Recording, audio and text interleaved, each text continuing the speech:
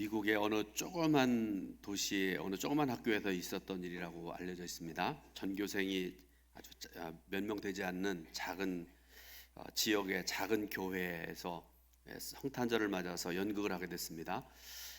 그런데 그 몇 명 되지 않은 그 어린이 중에 조금 뭐라 그럴까요? 그 지능이 좀 모자라는 윌리라는 이름을 가진 어린아이가 있었는데요.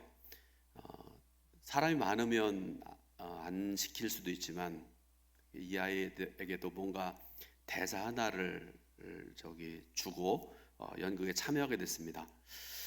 마리아를 데리고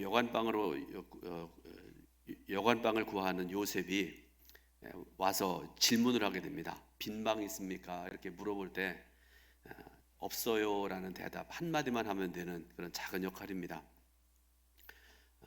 애가 좀 지능이 좀 떨어진다고 말씀드렸잖아요. 수도 없이 연습을 하고 또 부모님도 가르쳐주고 연습을 했는데, 하지만 막상 연극 상황이 되니까 무대에 선 이 윌리가 뭐라 그럴까요? 질문에 선뜻 대답을 하지 못합니다. 보다 못한 선생님이 옆에서 계속 얘기를 합니다. 없어요라고 그래. 몇 번을 얘기하는데 그래도 대답을 못합니다. 한참을 머뭇거리던 이 윌리가 사람들의 속을 태웁니다. 그렇게 한참 동안 만삭의 마리아와 요셉을 멀뚱멀뚱 쳐다보던, 그리고 학생들과 학부모들을 속타게 했던 윌리가 한참을 지나고 난 다음에 한마디를 하게 됩니다. 내 방을 쓰세요.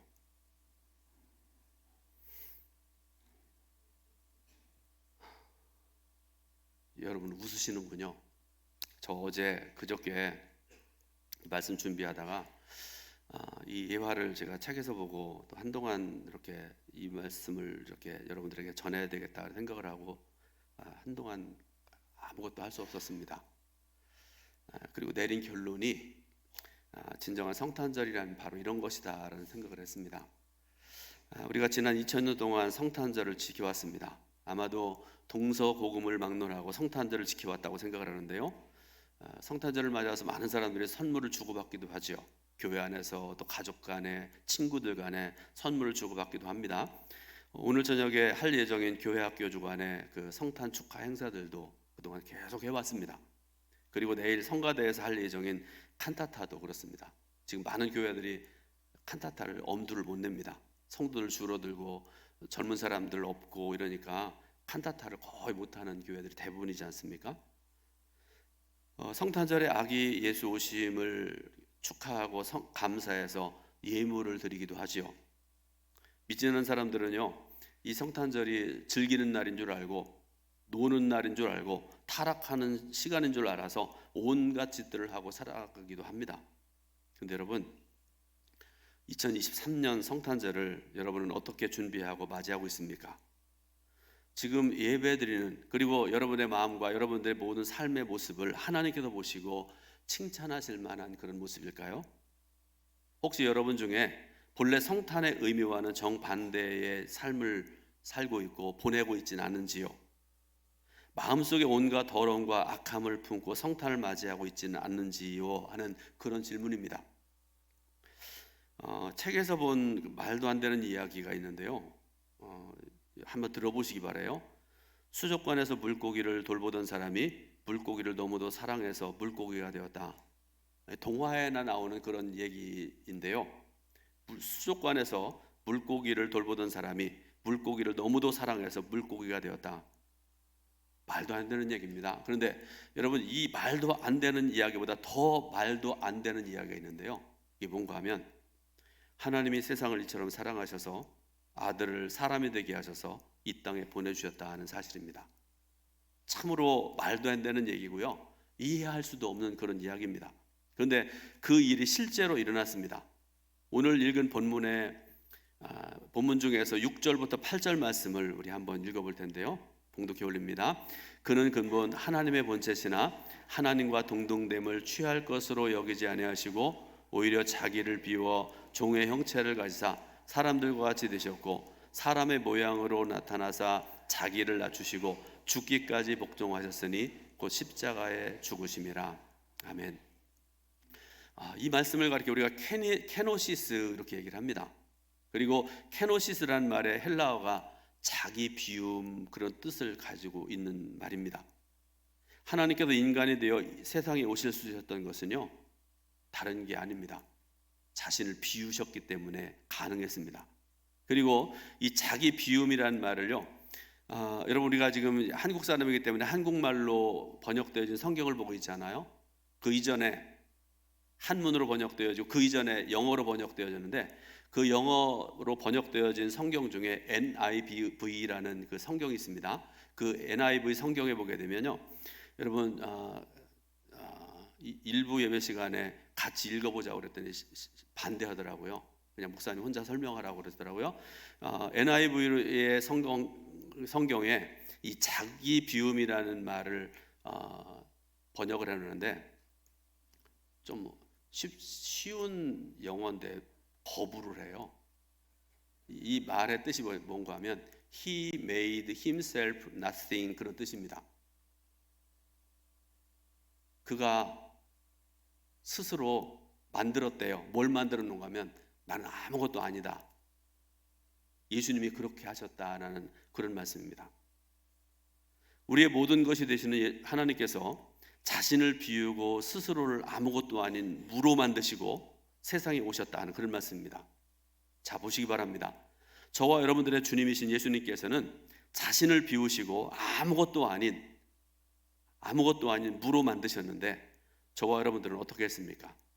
그리고 지금의 여러분들의 모습은 어떻습니까? 여러분 깊이 생각해 보시기 바라고요. 이 시간에 이 말씀을 통해서 함께 은혜 받으려고 합니다. 첫 번째로 우리는요, 비우지 못했습니다. 만왕의 왕이신 예수님이 태어나기에는 왕궁도 부족합니다. 그런데 예수님은 구유에 태어나셨다, 성경을 그렇게 말씀하고 계세요. 예수님이 태어나신 구유는 우리나라 예전에 어르신들을 다 기억하실 텐데, 지금도 아마 시골 궁벽진 데 가보면 아마 그런 데가 있을지 모르겠습니다. 외양간에 가면 그 나무 큰 거 갖다가 아름드리 나무 이렇게 갖다 놓고 거기 가운데를 파가지고, 아시죠? 기억나시죠? 큰 나무의 속을 파내서 만든 구유를 한국에서 썼습니다. 그런데 제가 말씀 준비하면서 여러분 정말 뭐라고 그럴까요? 제가 60이 넘은 나이고 그런데요, 처음 이거를 알게 됐습니다. 이스라엘에는 그런 나무가 없기 때문에 큰 바위를 파서 구유를 만들었다. 그러므로 예수님이 누우셨던 구유는 딱딱하고 냉기가 도는 돌구유였다, 이렇게 말씀을 하더라고요. 그런데 예수님이 돌구유에 누우실 수 있었던 이유는 예수님께서 자신을 완전히 비우셨기 때문에 가능한 것이었다, 이렇게 해석을 해놨습니다. 그런데 우리는 구유에 누우려고 하지 않습니다. 보좌에 앉으려고 합니다. 너나 없이 그렇습니다. 왜 그럴까? 그 이유는요, 자신을 비우지 못했기 때문에 그렇습니다. 자, 동방박사들이 예수님을 찾아와서 경배를 했습니다. 이들은 페르시아에서 왔다, 이렇게 말씀을 하고 있잖아요. 그런데 이 사람들이 여러분 단순히 산을 넘고 물을 건너온 사람들이 아닙니다. 광야길을 걸어가려고 그러면요, 여러분 우리가 예를 들어서 산길을 걸어간다고 생각을 해요. 깜깜한 밤에 무섭잖아요. 이 동방박사들이 광야길을 걸어오는데 곳곳에 죽음의 위협이 도사리고 있는 그 광야를 건너온 사람들입니다. 자, 페르시아는 지금의 이란으로 알려져 있는데요, 이란으로부터 예루살렘까지 걸어오려면요 적어도 4개월 내지 5개월이 걸린다 이렇게 말씀을 하고 있어요. 그 광야 시간을 걸어온 사람들입니다. 그런데 여러분 와서 그들이 많은 일을 한 것도 아닙니다. 딱 한 번 예수님을 만나 뵀죠. 그러고 난 다음에 다시 4개월 내지 5개월을 걸어서 고향으로 돌아간 것입니다. 그러니까 이 사람들은 목숨을 걸고 그 먼 길을 찾아온 사람들입니다. 그렇다면 후세 사람들로부터 칭송받을 수 있도록 이름 석자라도 남겼어야 되지 않을까요? 그런데 이 사람들은요, 그런 것조차 하지 않았습니다. 그래서 어떤 분은 말하기를 성경은 일부러 그들의 이름을 밝히지 않은 것 같다, 이렇게 해석을 하는 분들이 있으세요. 나중에 동방박사들이 복음서를 읽다가 자신들이 자신들의 이야기가 나오는 것을 봤다고 칩시다. 그 이름이 기록되지 않아서 그들이 서운했을까요? 아닐 것 같습니다. 우리들 같으면 큰 시험에 들었을지도 모르겠습니다. 내가 왜 헌금했는데 헌금 명단에 내 이름 없느냐, 또 우리 교회도 이렇게 헌신하는데 왜 담임 목사가 알아주지 않느냐, 뭐 이런저런 이야기 때문에 항의도 많이 하고 막 그런 얘기들 많이 있고 그러지 않습니까? 많은 사람들이 내가 한 일이 드러나기 원하고 칭찬받기를 원하고 인정받기를 원합니다. 왜 그럴까요? 내가 아직 죽지 않았기 때문에 그렇습니다. 우리를 비우지 않았기 때문에 그렇습니다. 예수님께서는 이 땅에 오시자마자 애국으로 피난을 가셔야 됐습니다. 그래서 광야를 지나셔야 되는데요. 자, 예수님 태어나셨던 베들레헴에서 애국까지 내려가는 길이 뭐 우리가 흔히 일반적으로 한 달 정도 걸린다, 천천히 걸어가려고 그러면. 그런데 여러분, 그 길도 광야길입니다. 그런데 여러분, 광야길을 걸어가는데 여러분, 벤츠 같은 좋은 승용차가 필요할까요? 금방 빠져버립니다. 광야길을 걸어가는데요, 사막을 걸어가는데 낙타가 가장 필요하다고 여러분 알고 계시잖아요. 그런데 초대교회가 남긴 성화를 보게 되면요, 예수님께서는 낙타가 아닌 나귀를 타고 애굽으로 내려가셨습니다. 한번 생각을 해보세요. 예수님을 태우고 예루살렘에 들어갔던 나귀를 기억하는 사람들은 굉장히 많습니다. 여러분 알고 계시잖아요. 종려주일에 나귀를 타시고 예루살렘 성으로 들어가신 예수님의 모습 여러분 알고 계시지 않습니까? 그런데 여기에 대해서는 많은 사람들이 알고 있는데, 아기 예수님을 태우고 애굽까지 내려갔던 나귀를 기억하는 사람은 하나도 없을 것입니다. 근데 한번 생각을 해보세요. 애굽으로 예수님을 태우고 갔던 나귀는 종려주일에 타셨던 나귀보다 100배나 1000배나 고생을 했을 것입니다. 한 달이 넘게 예수님과 가족을 태우고 광야길을 걸어가지 않았습니까? 그 길에는 예수님에 들어가실 때에 활용했던, 좋아했던 군중들도 없었습니다. 아무도 나귀가 하는 일을 알아주지도 않았습니다. 그런데 그럼에도 불구하고 이 나귀는 끝까지 아기 예수님을 태우고 애굽으로 갔고요. 그래서 예수님께서 살게 되신 것입니다. 그래서 여러분에게 묻습니다. 여러분은 이 두 종류의 나귀 가운데 어떤 나귀가 되기를 원하세요? 두 번째로, 예수님께서는 자기를 비우셨습니다. 예수님께서는 평생을 가난하게 사셨습니다. 아버지가 일찍 돌아가셨기 때문에 아주 일찍부터 가장으로서 힘든 일을 하실 수밖에 없었다, 그런 말씀이죠. 우리가 예수님은 흔히 목수 그러는데요, 아까 말씀드렸던 것과 비교해서 말씀드리면 아마 석수 혹은 석공의 일을 하셨으리라고 생각을 합니다. 이른 아침부터 저녁 늦게까지 고된 노동을 하셔야만 했다, 그런 말씀입니다. 저와 여러분들이 믿는 예수님은 전능자십니다. 할 수만 있으시면 얼마든지 누릴 수 있는 그런 삶을 사실 수 있었지만 그렇게 살지 않으셨고요, 우리와 똑같이 어떤 면에서는 우리보다 못한 삶을 사셨습니다. 자신을 비우셨기 때문에 그렇게 하실 수가 있었다라는 그런 말씀입니다. 요한복음 13장에 예수님께서 제자들의 발을 씻어주시는 그런 말씀이 있죠. 아주 유명한 말씀입니다. 그 그림을 한번 보시기 바랍니다. 하얀 옷을 입으신 분이 예수님이시고요, 여러분 보시기에 오른편에 붉은색 옷을 입은 사람 베드로를 한번 생각을 해보세요. 거꾸로 돼 있죠. 보시면서 제 설명을 들어보시기 바랍니다. 예수님께서 바닥에 무릎을 꿇고 제자들의 발을 닦아주시는 그런 모습입니다. 저와 여러분들이 믿는 예수님은 모든 이름 위에 뛰어난 분이십니다. 모든 사람들이 그 앞에 무릎을 꿇고 경배하고 찬양해야 될 마땅한 분이 바로 예수님이십니다. 그런데 예수님께서 제자들의 발을 닦아주시기 위해서 제자들 앞에 무릎을 꿇으셨습니다.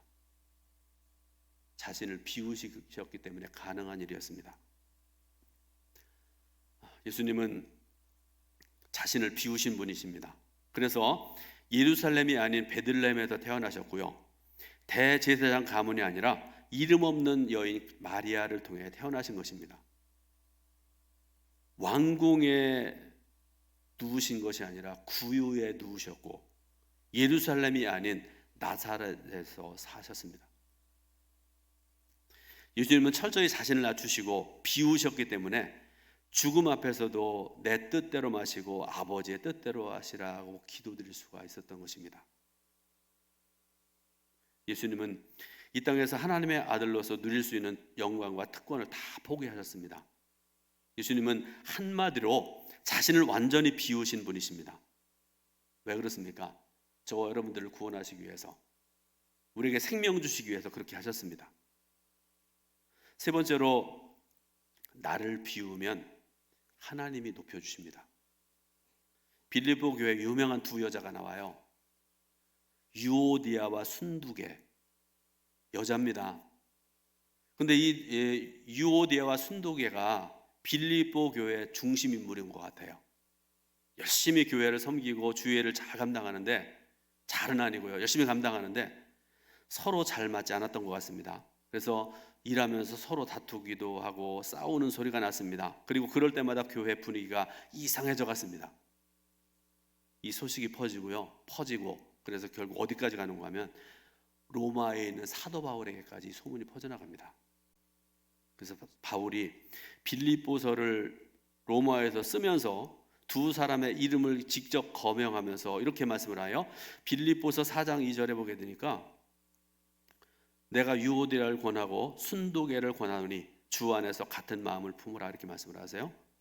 자, 그리고 빌립보서 2장 2절부터 3절 말씀을 읽어보면 같이 읽어볼 텐데요, 같이 봉독해 올립니다.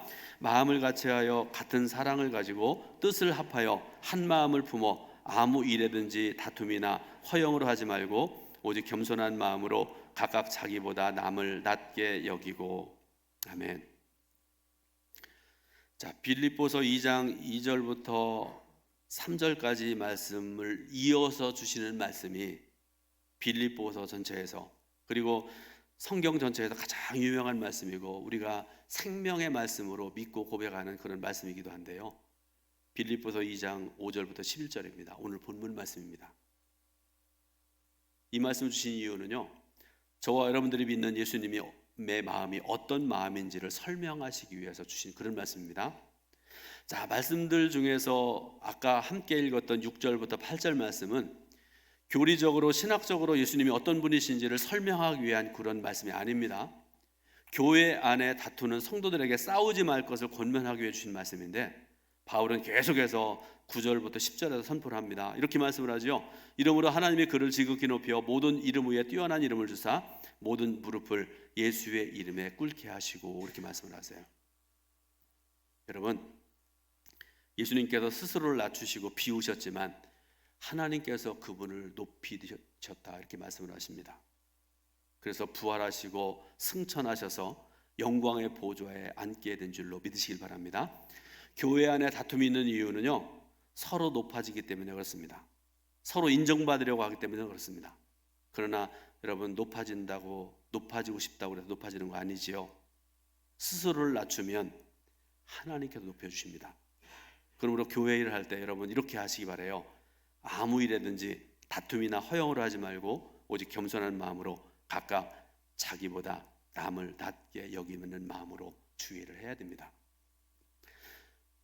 여러분, 한글 공부 좀 하겠습니다. 보여주세요. 이제 우리가 말하는 거는 거의 비슷합니다. 낮게. 하나는 씌우시고 하나는 지으십니다. 보시면서 제가 설명을 드릴게요. 받침 한 획의 차이입니다. 하나는 씌우시고 하나는 지으시고 그 차이뿐입니다. 그런데 그 의미는 하늘과 땅 차이입니다. 자신을 비운 사람은 다른 사람을 나보다 낮게 여깁니다. 시옷. 그리고 그런 사람을 하나님께서 높여주신다, 그런 말씀이죠. 반대로 자신을 비우지 못한 사람은요, 다른 사람을 나보다 낮게 여깁니다. 하찮게 여긴다, 그런 말씀입니다. 그리고 그런 사람은 하나님께서 반드시 낮추십니다. 마지막으로 하나님은 비운 사람을 쓰십니다. 야곱은 태어서부터 형 에서가 먼저 나가지 못하도록 붙들었던 사람이죠. 그래서 하나님께서 그에게 이름을 지어주셨는데 야곱이라는 이름을 주셨습니다. 그 뜻이 뭔지 아세요? 움켜쥐다, 붙들다, 그런 뜻입니다. 그는 평생 이름답게 살았습니다. 두 손을 불끈 쥐고 악착같이 살았습니다. 그러나 그가 노년의 인생을 회고하면서 했던 유명한 말이 있잖아요. 제가 험악한 인생을 살았습니다. 고백을 하지 않습니까? 그래서 그는 야복강을 건너지 못하고 밤새도록 하나님께서 보내신 사자와 씨름을 했습니다. 그 이유가 두 가지가 있습니다. 야복강을 건너지 못한 이유. 첫 번째, 야복강을 건너서 형 에사와 만나는 것이 두려웠기 때문에 그렇습니다. 만나면 반드시 나에게 해를 가할 텐데, 나를 죽일지도 모르는데. 또 하나, 하나님께서 주시는 복을 반드시 받아야만 되기 때문에 그렇습니다. 복 받지 않으면 안 되거든요. 그가 알지 않습니까? 야복강이라는 얘기 많이 들어보셨죠? 네.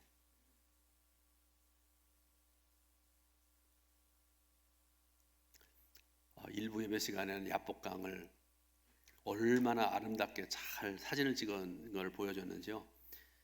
설명하다가 제가 막혔었는데요. 사실은요, 이보다도 더 못한 강을 제가 2번이나 봤습니다. 성지순례 가서. 작년에 지방 목사님들 모시고 이제 성지순례 갔을 때에도 지나갈 때 그러시더라고요. 여기가 야복강입니다. 그런데 안 보여요.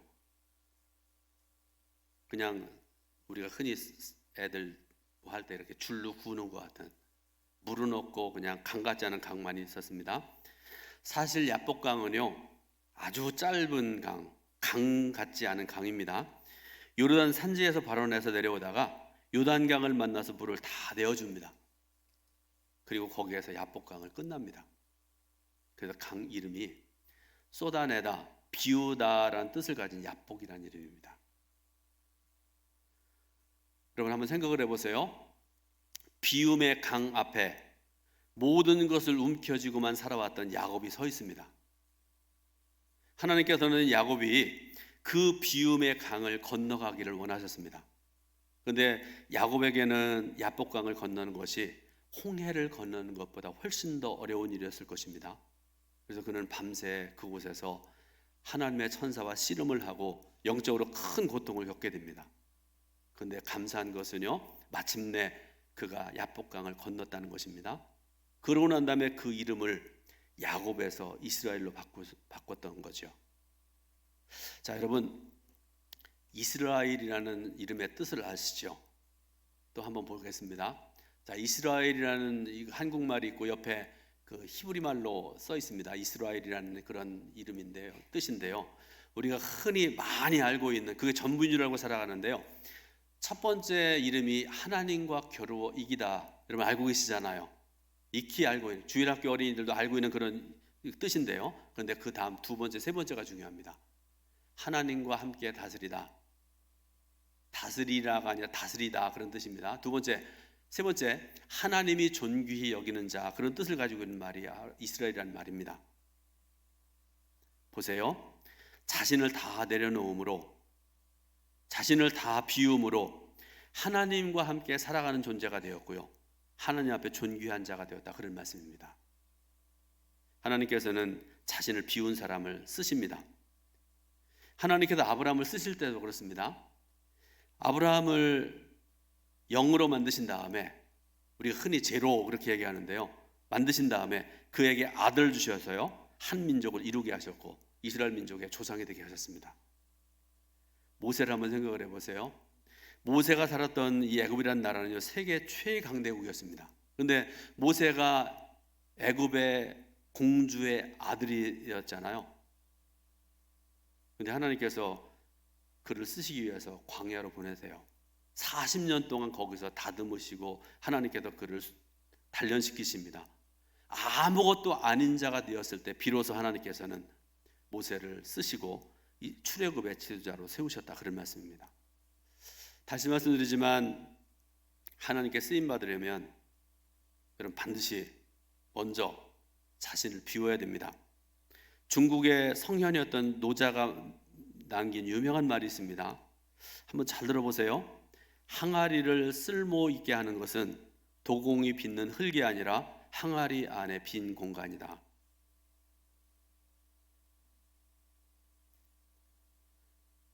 대나무는요 속이 텅 비어 있습니다. 피리를 만드는데 그 속이 텅 빈 대나무를 가져다가 피리를 만들면 아름다운 소리가 나지 않습니까? 또 우리 선생님 첼로하고 바이올린 한번 연주하시는데요. 여러분 보세요. 주무시네.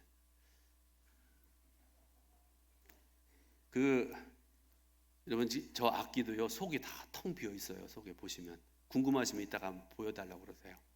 속이 텅 비어 있습니다. 근데 여러분 연주를 할 때요 정말 그 아름답고 앤절한 소리를 낼 수 있는 것도 속이 텅 비어 있기 때문이다. 이렇게 말씀들을 하고 계세요. 이제 결론을 맺습니다. 예수님께서는 이 성탄절에 자신을 완전히 비우시고 우리에게 오셨습니다. 그렇게 하셔서 인류 구원의 사역을 완성하셨습니다. 하나님께서도 당신을 비우셨습니다. 저와 여러분들을 위해서 그렇게 하셨습니다. 그리고 이것이 바로 성탄절의 정신입니다. 오늘 예배드리는 성도 여러분들도 예수님처럼 자신을 낮추시길 바라고요. 자신을 비우시기 바랍니다. 그리고 나보다 남을 낮게 여기는 그런 복된 삶을 살아가시기를 예수님의 이름으로 축원드립니다. 기도하겠습니다.